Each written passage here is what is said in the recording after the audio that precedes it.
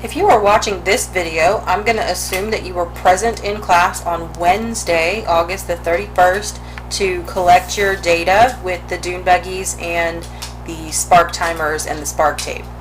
If you were not present in class to collect this data, you should not be watching this video. So the first thing that we're going to do, hopefully you already have your journal pages set, page 8 and 9, with the title Dune Buggy Lab. And the first thing that we're going to do is to just glue the data chart down on page 8. And just a little dot of glue on each corner will hold it just fine.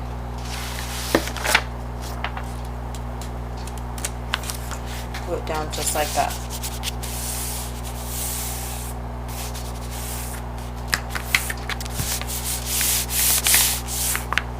The next thing that we're going to do is attach our graph paper onto page 9. And there's a very specific way that we're going to attach that so that we can graph on it but still use the journal page underneath. So the first thing we do is to just lay out our two pieces of graph paper. Leave a little space in between. Make sure they're not overlapping. You want them to be nicely spaced on the page. Then you're not going to lift them up again. From this left side, fold a little tab and then put just a little bit of glue on that tab.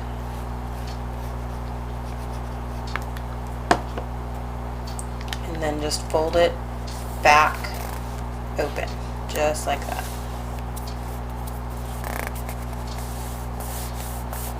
So now I can graph on that, but I can also lift it up out of the way. And I moved this one, so we'll fix it. Again, not going to pick it up off the page. We're going to just fold to the edge, put a little glue on it. And if you're using tape, obviously you can do this with tape. If you have your own glue stick, you can do it with a glue stick, but here we go.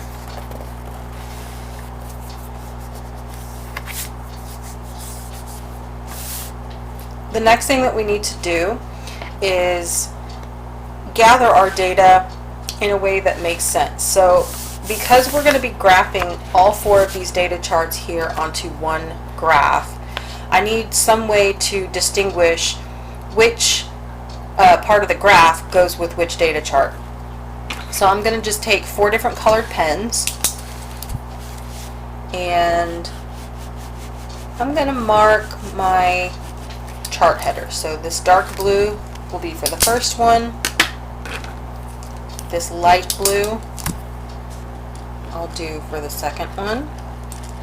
Just mark your data chart somehow. You can put a dot or you can circle the chart headers like I'm doing. You can shade it in.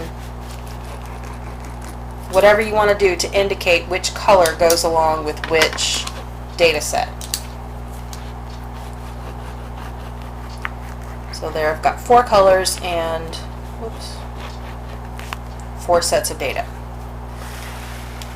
Now I need to get my graph ready, and I'm just going to focus on this one on the top first.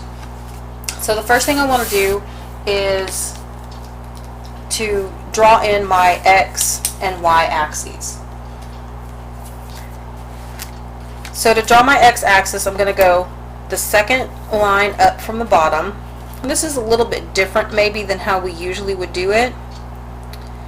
And it's really just to make sure that everything will fit on your graph properly. So then we're going to start counting from the end and count our way backwards. And we know that our last time mark was 1.0 seconds, so I'm going to make that the end right here. I'm going to skip a line so that I can space out my graphing a little bit.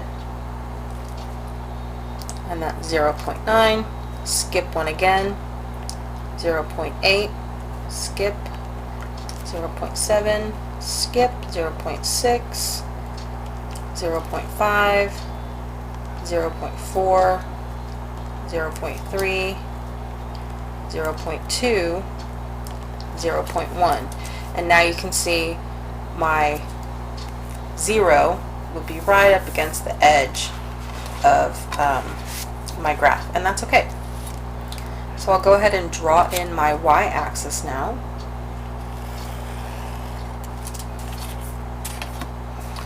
And before I do anything on my y-axis, I'm going to label my x.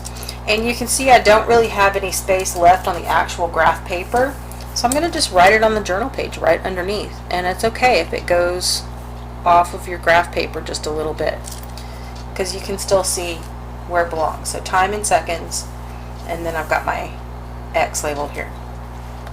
Now on this graph at the top, we're going to be plotting our time and our total distance. So our label for the y-axis is total distance in centimeters. But how do I do that? I have to scale my axis first. So the way to scale your axis is to look at all of your total distance column and figure out what is the highest number that you have out of all of your data sets. And for mine, it's this right here, 41.6 centimeters is my highest total distance. So I have to make sure that that will fit on my graph. So I'm going to take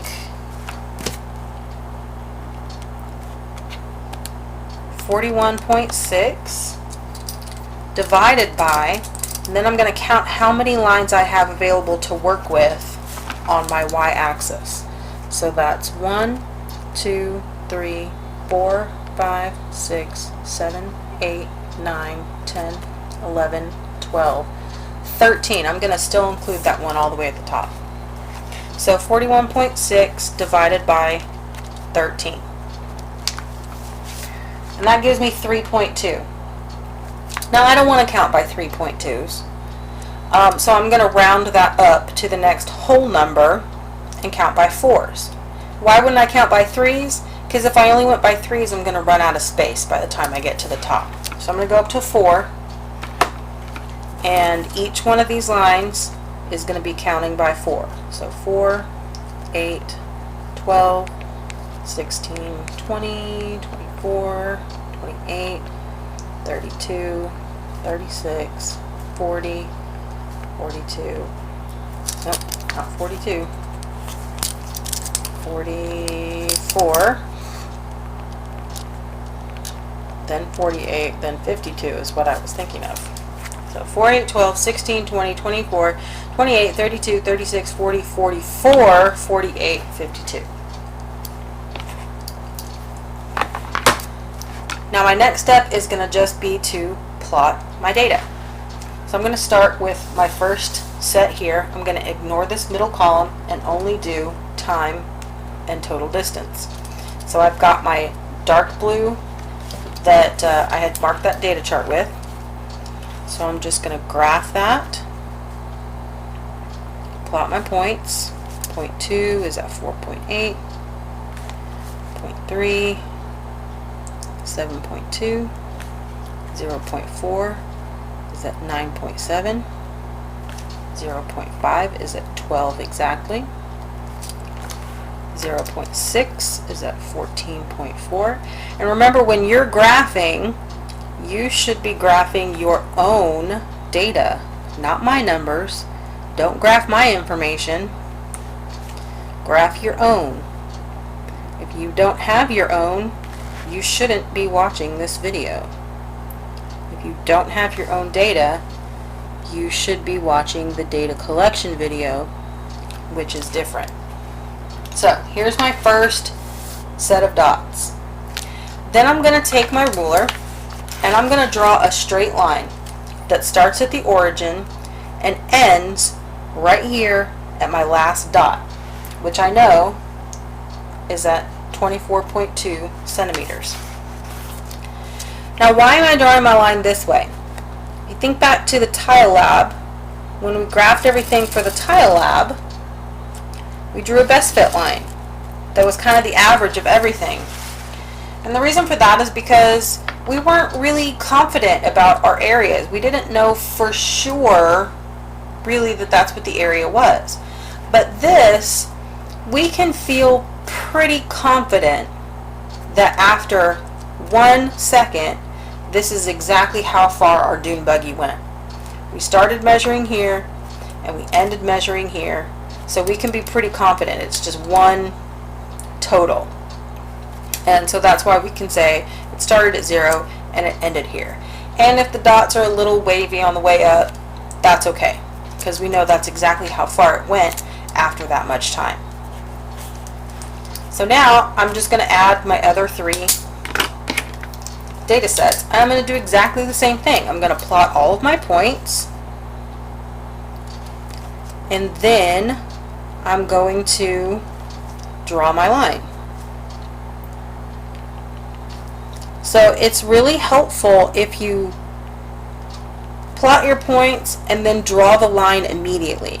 If you try and plot all of your data points and then draw all of your lines, it can get really confusing as to, wait, which one am I supposed to be drawing with which color? And same deal for using your colors when you're graphing. That's why I had you mark them here. If you're not plotting your points in color, then again it gets really confusing as to which dots go with which data set. And the last one at 35.6. So right about here. Again with a ruler. Notice I'm using a ruler to draw all of my lines, because we never, ever, ever draw a straight line on a graph without a ruler. And the third one, I'm going to do that as quickly as I can. 12.3, 16.4, 20.7, 24.9, 29.1, there, 33.2. See, when we get higher, even teachers have to use 2 hands. 37.5 for this one, a little below there. And the last one at 41.6, so right about there. Now when you're graphing your numbers, you may find that your lines are kind of right on top of each other, and that's okay. All that means is that your dune buggies were traveling at about the same rate. Mine look a little bit different because I used some different materials. So now I'll just graph my last one and get that done as quickly as I can. 0.8, 10.7, 12.4, 14.1, 15.8, and 17.6.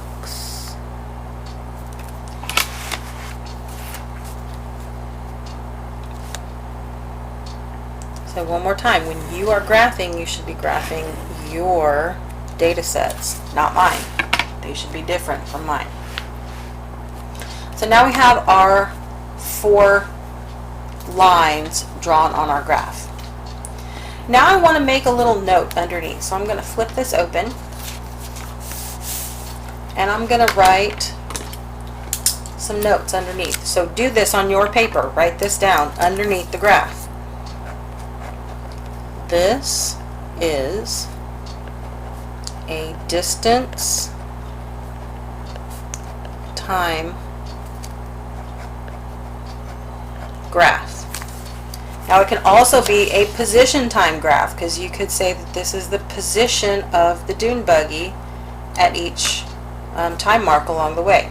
It's a total distance graph. How far had the dune buggy gone at each point?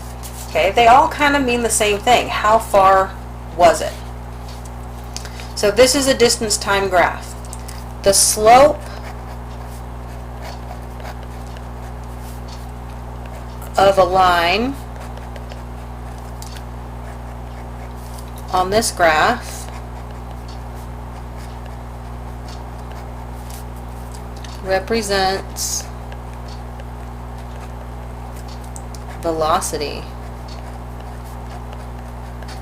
And in parentheses we're going to put displacement, just to remind ourselves, over time. So this is a distance time graph. The slope of a line on this graph represents velocity, or displacement over time. So if I were to find the slope of each one of these lines, that's going to tell me the velocity of the dune buggy, or how fast was the dune buggy going. Well, guess what? We're going to do that. But we're actually going to do it two different ways. So I can find two different average velocities here. I can find out what was the average velocity over the entire trip, or I can think, what if I want to know what the average velocity was for each of these little time intervals? Every time that spark timer ticked, I can find it that way also. Let me show you the first way first. So the slope of our line, the average velocity over the entire trip. I'm going to start with my dark blue because that was the first one that I did. And the way that you do that is find your last dot, and it was at 24.2 centimeters, and I'm going to just write directly on my graph. So 24.2 centimeters is how far it went, divided by how long did it take? 1.0 seconds. And I really hope that you don't have to put this in your calculator. 24.2 divided by 1 gives me a velocity of 24.2 centimeters per second. And you should be writing this in the same color that you did your graphing with, so you know exactly which ones go together. I'm going to go ahead and find those velocities for all four of my lines. So my light blue, my last point is at 35.6 centimeters. And it took 1.0 seconds to get there. 35.6 divided by 1. 35.6 centimeters per second. And the next one is my purple. Okay, my last point is at 41.6 centimeters. Divided by 1 second. Gives me 41.6 centimeters per second. And my last line here, my last point was at 17.6 centimeters divided by 1 second.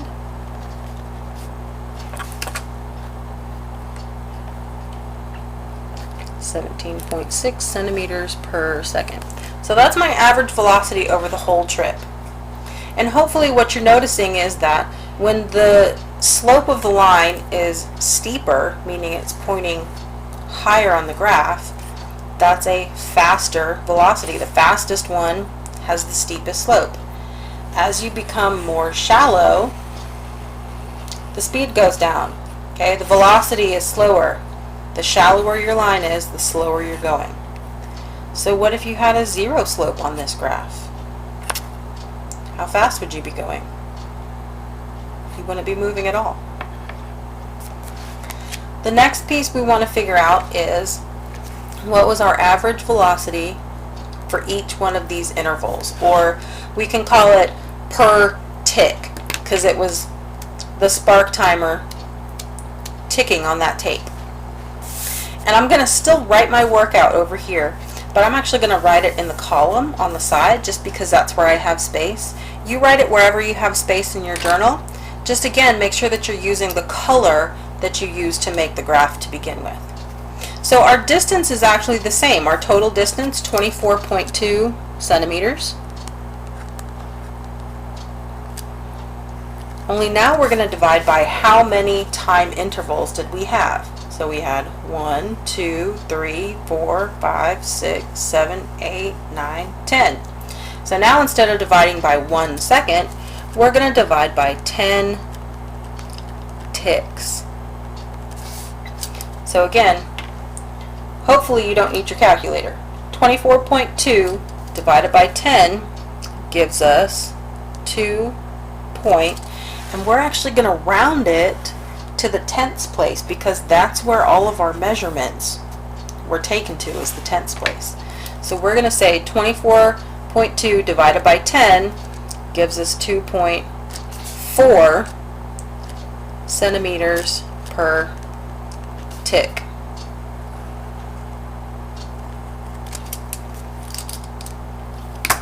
Now I'll do it with my light blue.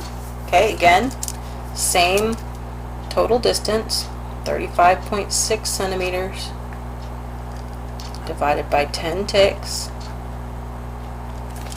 35.6 divided by 10 is 3.56, which rounds up to 3.6 centimeters per tick.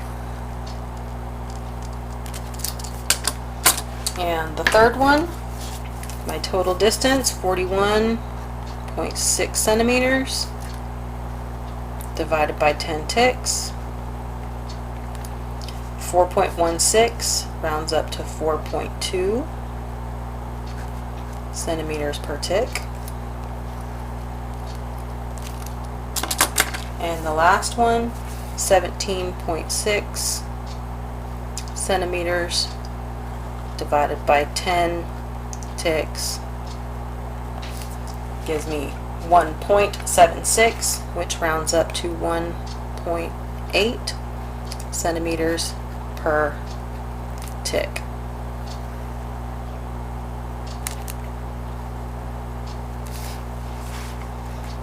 Now you have all of your lines drawn. You've got an average velocity for the entire trip calculated for each one of those lines, and you've got your average velocity for each interval or for each tick calculated as well. You should have all of this done on your first graph before moving on to the next video.